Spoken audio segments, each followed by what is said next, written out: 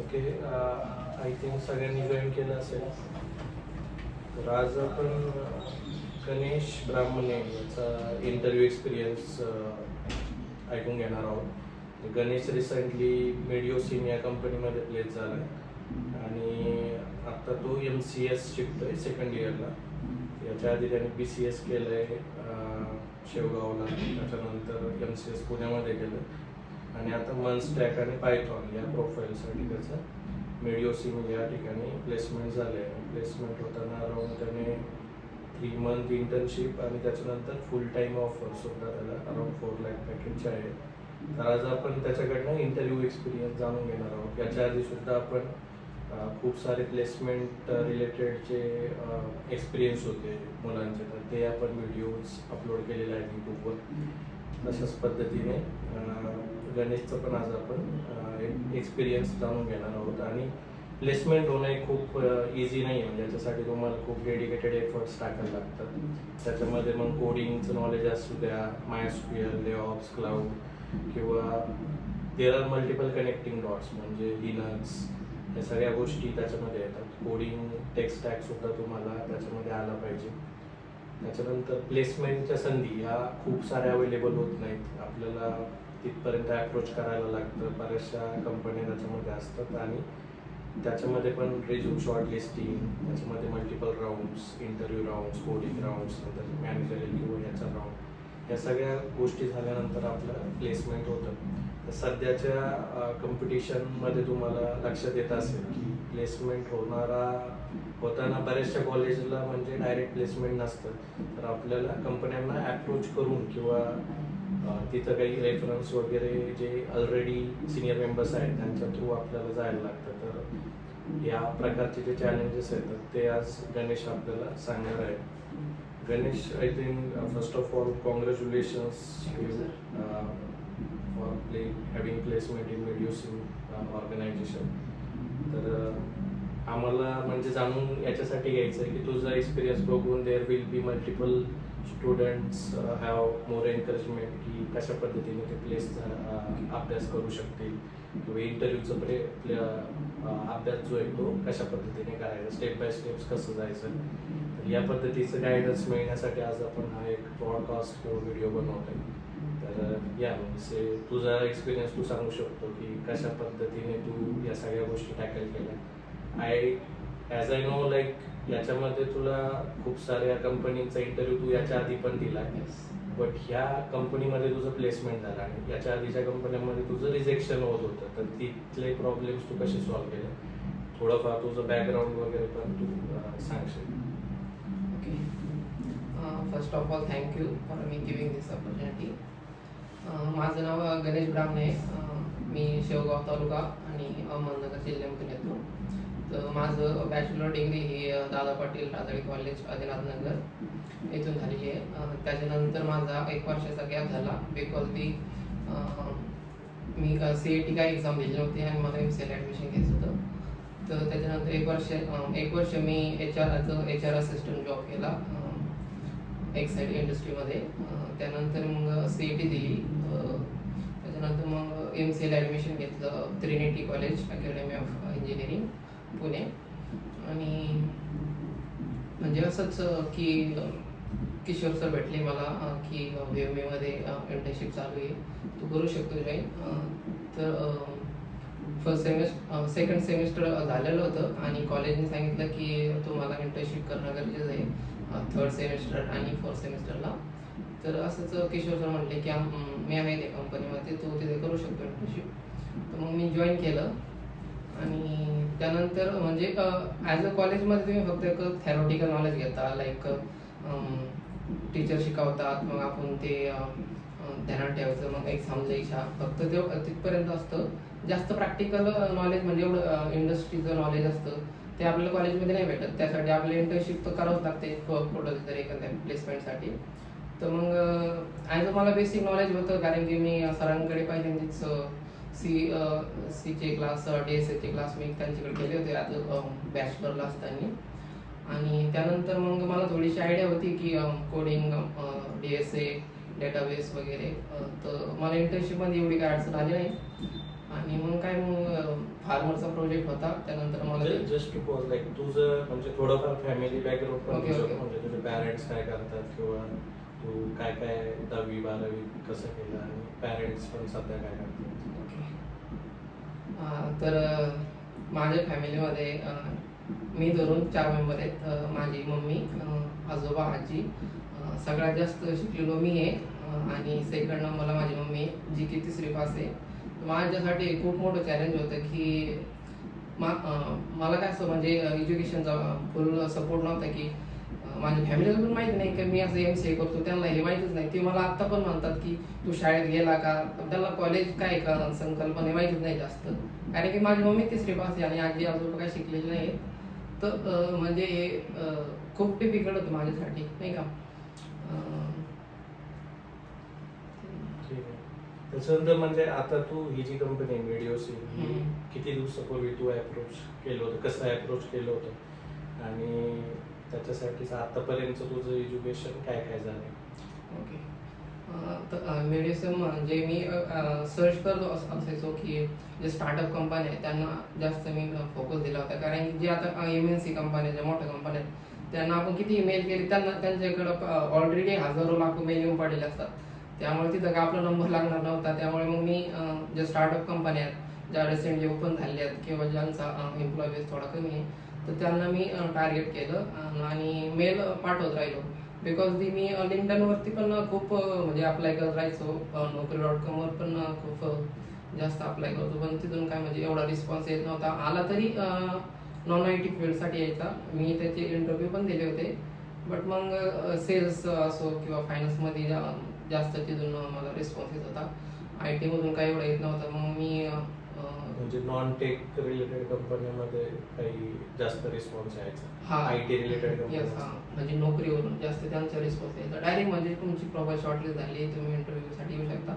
But मी म्हणजे टाळायचो त्या गोष्टी, कारण की मला नॉन IT मध्ये जायचं नव्हतं. की म्हणजे आपण 5 वर्ष आपण IT मध्ये काम शिकलोय आणि नॉन IT मध्ये जायचं, ते काय म्हणजे बरोबर. म्हणजे मी लास्ट ऑप्शन ठेवला ते की नॉन IT मध्ये जर नाही झालं IT मध्ये तर मी नॉन IT मध्ये जाऊ शकतो.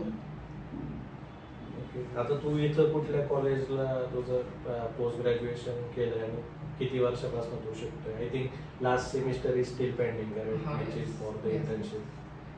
तर माझं कॉलेज इथे पुण्यात आहे, ट्रिनिटी कॉलेज ऑफ अकॅडमी. माझं CET नंबर लागला तिथे MCA का MCS? MCA. Master. तिकडे BCS केलंय, नंतर MCA पुणे. येस. BCS हे गावाकडच्याच कॉलेजला झालंय, हो. दादा पाटील Yes. राजळे, जे अहमदनगर मध्येच आहे. ओके.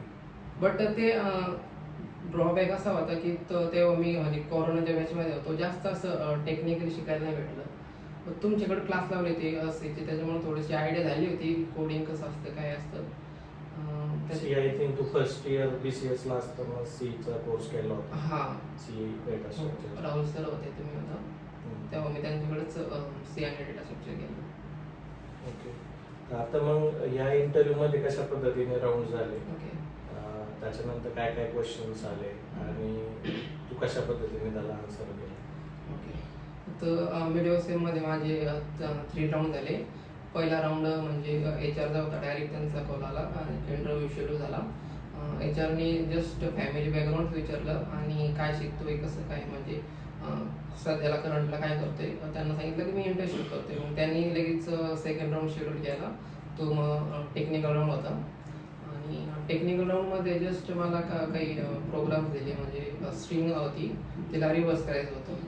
तो एक प्रोग्राम होता आणि सपोज एक 2D array आहे आणि त्याचा जो डायगोनल आहे त्याची ॲडिशन करायची होती. जस्ट मी केलं 0 0 1 1 2 2 ह्या जे ॲड्रेसवरती जे एलिमेंट आहे त्यांची मी ॲडिशन केली. बट त्यांनी मला परत रिव्हर्स डायगोनलची ॲडिशन करायला लावली. पण तिथं थोडासा प्रॉब्लेम आला. बट काही नाही, पण परत त्यांनी मला सेकंड राऊंडला सिलेक्ट केलं, जे की तो थर्ड राऊंड होता. जो फक्त जो तुम्ही इंटर्नशिप केली आहे त्या प्रोजेक्टवर तुम्ही काय शिकला आणि तुम्ही त्याला म्हणजे डिप्लॉय वगैरे कसा करू शकता यावर जा. ओके. टोटल किती राऊंड झाले? 3 राऊंड झाले. 3 राऊंड झाले आणि 3 राऊंड नंतर ऑफर आली. HR राऊंड वगैरे पण झाला असेल. तर थ्रूआउट द जर्नी म्हणजे तुला काय वाटतं की आता म्हणजे कोडिंग किती इम्पॉर्टंट आहे आणि कोडिंग सोबत बाकीच्या टेक्नॉलॉजीज किती इम्पॉर्टंट आहेत आणि याची तयारी तू कशी केली आणि कधीपासून केली आणि स्टेप बाय स्टेप्स म्हणजे नवीन येणाऱ्या मुलांना तू काय सांगशील की तुम्ही तयारी जी करताय ते म्हणजे पोस्ट ग्रॅज्युएशन नंतर करा की तुम्ही 12वी नंतर ज्यावेळेस करिअर पाथ चूज करता की भरपूर मुलं काही इंजिनिअरिंगला जातात मेकॅनिकल सिव्हिल इंजिनिअरिंग किंवा कम्प्युटर इंजिनिअरिंग तर जर तुम्ही कम्प्युटर इंजिनिअरिंगला आलाय तर सुरुवात ही तुमची कुठून झाली पाहिजे आणि तुमचा इंटरेस्ट जो आहे तो कशामध्ये असला पाहिजे असं तुला ॲज पर युअर एक्सपिरियन्स वाटतं. ओके. तर माझ्या मते म्हणजे माझा 1 वर्षाचा गॅप झाला होता त्यामुळे मी कोडिंग तर सगळंच विसरलो होतो. तर MCA ला ॲडमिशन घेतलं. मी स्टार्ट केलं ॲज अ सी लँग्वेजपासून. त्याच्यानंतर डेटा स्ट्रक्चर केलं. डेटा स्ट्रक्चर केलं म्हणजे महिनाभर तर मला काही कळतच नव्हतं कारण की कोडिंगमध्ये 1 वर्षाचा गॅप झाला होता. पण मी कन्सिस्टंटली ठेवली नाही का डेटा स्ट्रक्चर अरे स्ट्रिंग लिंक लिस्ट वगैरे म्हणजे कॉलेजमध्ये पण सब्जेक्ट होता बट कन्सिस्टंटली ठेवून मी डेटा स्ट्रक्चर केलं कारण की 3 दिवसाचा जरी गॅप पडला मध्ये तर आपण कोड विसरतो त्याच्यामुळे कन्सिस्टंट ठेवणं हे खूप महत्त्वाचं आहे आणि एक कोणती तरी एक परफेक्ट लँग्वेज करायची C किंवा C++ किंवा जावा करायची आणि त्याच्यानंतर डेटा स्ट्रक्चर आणि डेटाबेस लाईक MySQL करू शकता तुम्ही आणि काही कोर सब्जेक्ट म्हणजे जास्त काहीच नाही फक्त ऑपरेटिंग सिस्टीमचं बेसिक नॉलेज लाईक लिनक्सचं थोडंसं आणि डेटाबेस आहेच आणि अजून थोडंसं क्लाउड वगैरेचं थोडंसं नॉलेज ठेवलं फक्त बेसिकच लागतं.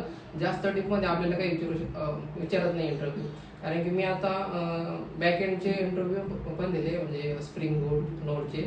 आता त्यांनी मला डायरेक्ट स्प्रिंग बोटचे अॅनिमेशन सुद्धा नाही विचारले डायरेक्ट म्हणजे जावाचं फक्त स्ट्रक्चर विचारलं पब्लिक स्टॅटिक हायमेन जस्ट म्हणजे ह्या स्ट्रक्चरवरतीच माझा अर्ध ते पाऊण तास म्हणजे इंटरव्ह्यू चालला होता बट मी फेल झालो तिथे. बेसिक्स क्लिअर असलं हा, पाहिजे basics clear पाहिजे. ऍडव्हान्स खूप यायला पाहिजे असं काही नाही पण स्टार्ट फ्रॉम द बेसिक छोटे छोटे कन्सेप्ट पण तुम्हाला चांगल्या पद्धतीने यायला हवे.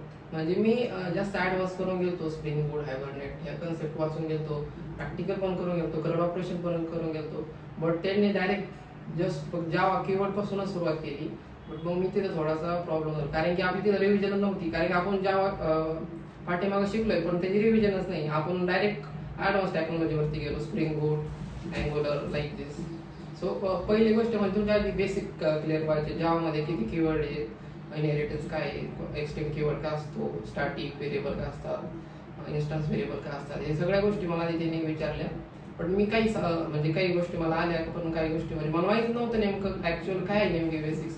आपण जस्ट फक्त कोड घेतो पाहतो नाही आला तर ChatGPT करतो फक्त आपण कन्सेप्ट समजून घेण्याचा प्रयत्न नाही करत म्हणजे डायरेक्ट. आता मला एक याच्यात महत्वाचा क्वेश्चन विचारायचे की बरेच मुलं काय करतात की रीडिंग करतात फक्त आणि स्टडी जो असतो तो प्रॅक्टिकल ओरिएंटेड भरपूर मुलं करत नाही म्हणजे आताचं जनरेशन पण मी बघतोय की त्याच्यामध्ये बऱ्याचदा त्यांचा कल जो असतो तो जास्त रीडिंगसाठी असतो. बऱ्याच मुलांना प्रोग्रामिंग जमत नाही किंवा प्रॅक्टिकल हँड्स ऑन नसतो. तर तुला असं वाटतं का की प्रॅक्टिकल हँड्स ऑन वरती त्यांचं म्हणजे 100% जर तुम्ही बघताय तर 99% फोकस जो आहे तो प्रॅक्टिकल वरती असला पाहिजे आणि रिडिंग हे म्हणजे थोडंसं कमी किंवा लेस प्रायोरिटी त्यांचं असलं पाहिजे कारण प्रॅक्टिकल जर नाही केलं तर त्यांना कुठल्या प्रकारचे चॅलेंजेस येऊ शकतात असं तुला वाटतं? ओके. आता सपोज माझ्या एक्झाममध्ये मला एक बबल सॉर्टचा प्रोग्राम दिलाय तर मी तो पाठ करून मी इझिली लिहू शकतो बट मला सेकंड अप्रोच आला की तुम्हाला सपोज बबल सॉर्ट करून त्याला परत आणून सॉर्ट करायचं अशा काही जर केसेस आल्या तर मग आपण ते नाही करू शकत कारण की आपण फक्त प्रोग्राम पाठ करून घेत असतो आणि तो म्हणजे पाठांतर नसलं पाहिजे प्रॅक्टिकल हँड्स ऑन तुमचं असलं लॉजिक डेव्हलप झालं पाहिजे. आता म्हणजे माझे क्लासमेट होते ते खूप हुशार माझ्यापेक्षा खूप हुशार होते पण थेरॉटिकल मध्ये होते त्यांना माझ्यापेक्षा पर्सेंटेज त्यांना जास्त माझ्यापेक्षा त्यांना खूप मार्क्स पडायचे. मी असा विचार करत होतो अरे मी तर म्हणजे प्रोग्रामिंग मध्ये तर चांगला आहे आणि माझ्यापेक्षा यांना जास्त मार्क्स पडतात. तर मग मी थोडा विचार केला मी म्हणजे थेरॉटिकल पण पाहत होतो आणि थेरॉटिकल करून मी प्रॅक्टिकल कडे पण स्विच करत होतो कारण की जस्ट आपण थेरॉटिकल घेतोय बट मग प्रॅक्टिकल जर नसेल तर मग ते इंडस्ट्रीमध्ये कामं येतं आपल्याला.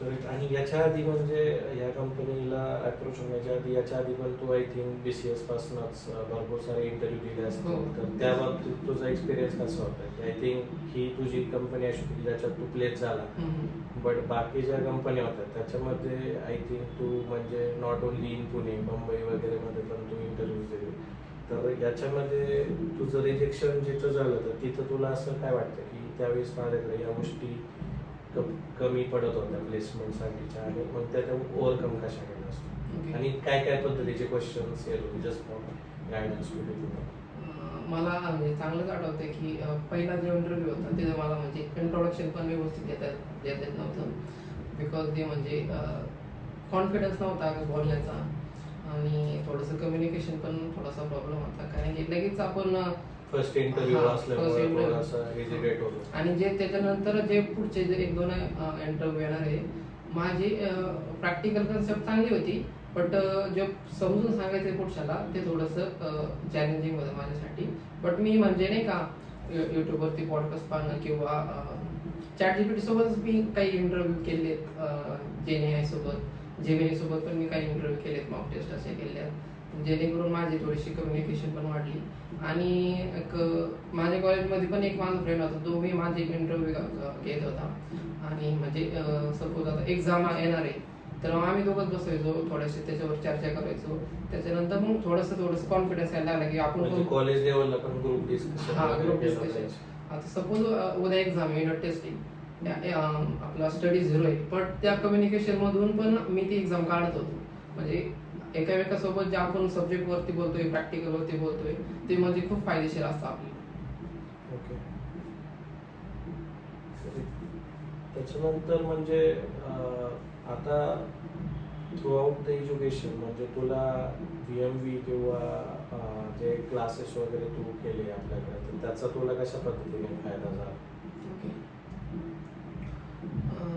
म्हणजे आता सपोज कॉलेज आपल्याला डिग्री देतं आणि थेरॉटिकल नॉलेज पण देतं आणि जो प्रॅक्टिकल नॉलेज पण देतो, पण ते आपल्याला घेता पण आलं पाहिजे. बट सपोज आपण कुठं बाहेर क्लास करतोय किंवा इंटर्नशिप करतोय, तिथं असं नसतं की डेफिनेशन सांगा, अमुक करा, फलाना करा, बट तिथं डायरेक्ट आपल्याला वर्क्स करावं लागतं. म्हणजे प्रोजेक्टवरती डायरेक्ट जेम करावं लागतं, कोड लिहावा लागतो, फ्रंट एंड बॅक एंड पण करावं लागतं.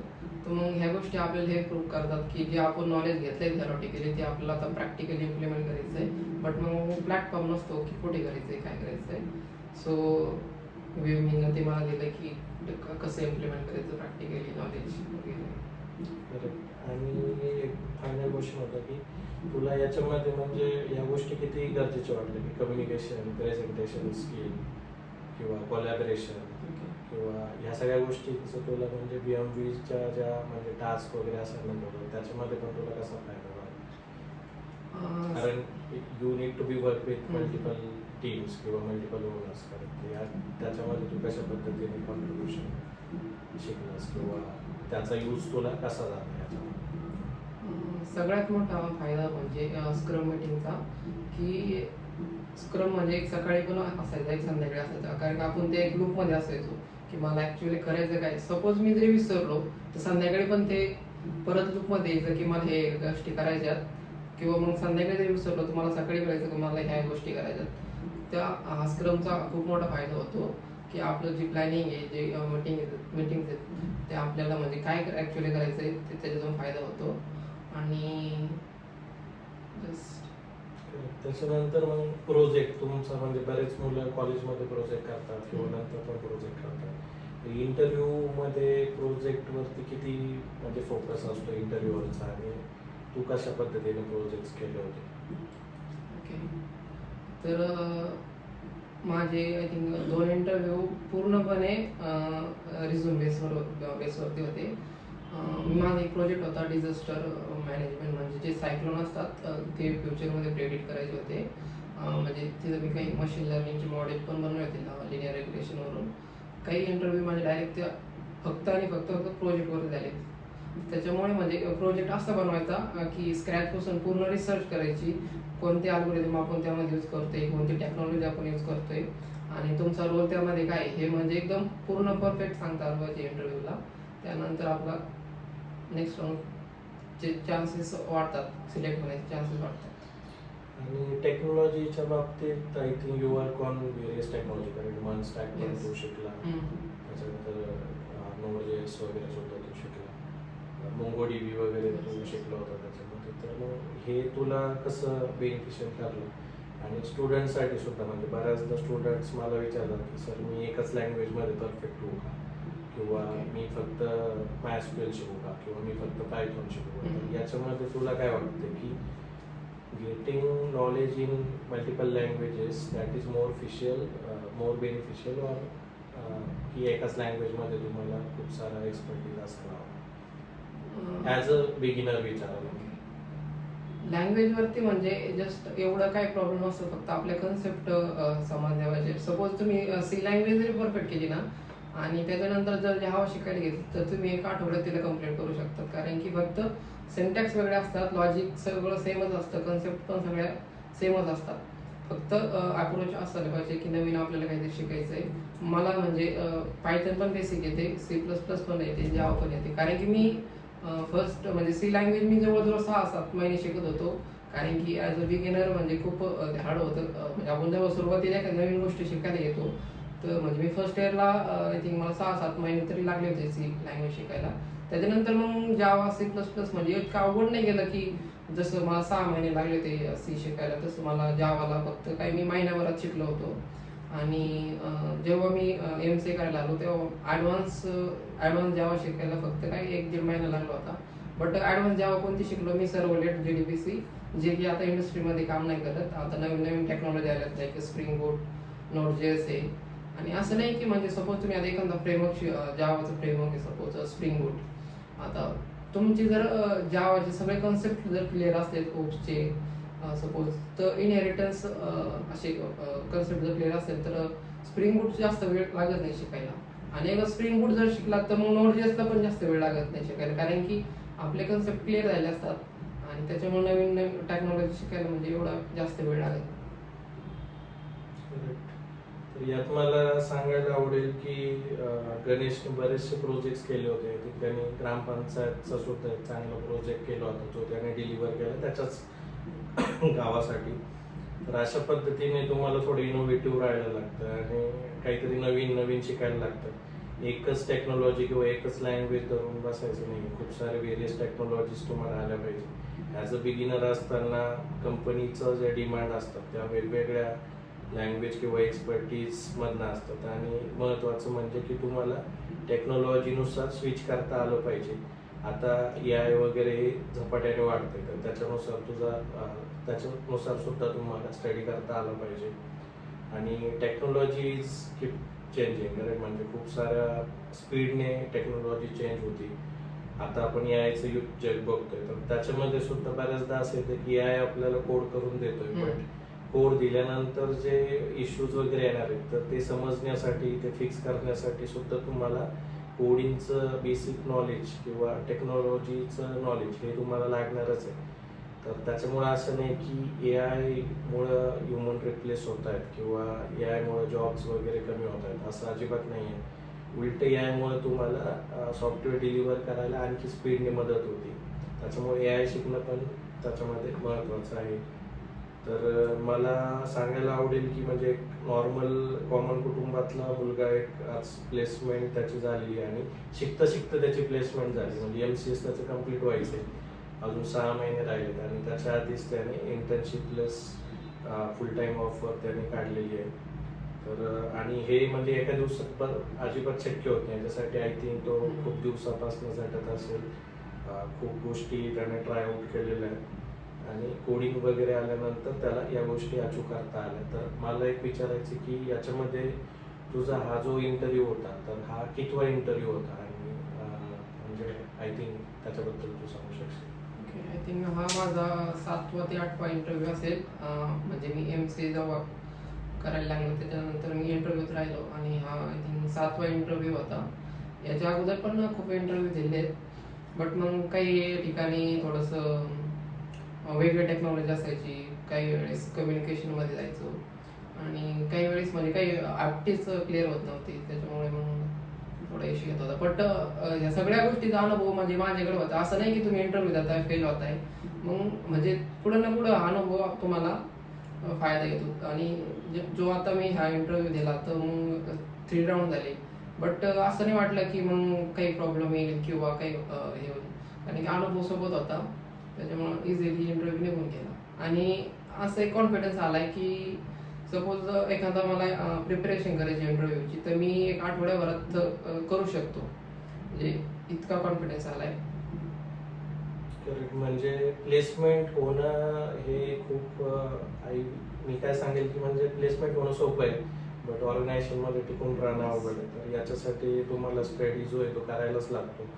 वेगवेगळे चॅलेंजेस तुम्हाला त्याच्यामध्ये येत असतात, बट ज्यावेळेस तुम्ही प्लेस होतात, व्हेरियस प्रोजेक्टवर काम करता, तर त्यातला तो अनुभव तुम्हाला येत असतो.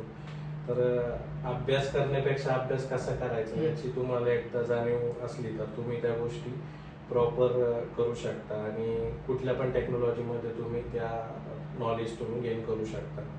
तर पुन्हा एकदा कॉंग्रॅट्स गणेश, आणि पुढच्या तुझ्या वाटचालीसाठी तुला हार्दिक शुभेच्छा. तर असेच आपण खूप सारे इंटरव्ह्यूज किंवा आणखी न्यू प्लेसमेंट झालेल्या मुलांचे इंटरव्ह्यूज एक्सपिरियन्स हे आपण घेणार आहोत आणि त्यातनं तुम्हाला काहीतरी नवीन गोष्टी शिकायला मिळतील. तर keep learning, stay tune. Thank you. We can end this call. तर कुणाला क्वेश्चन्स वगैरे असतील तर विचारा, otherwise we can drop out. Questions आहेत का कुणाला?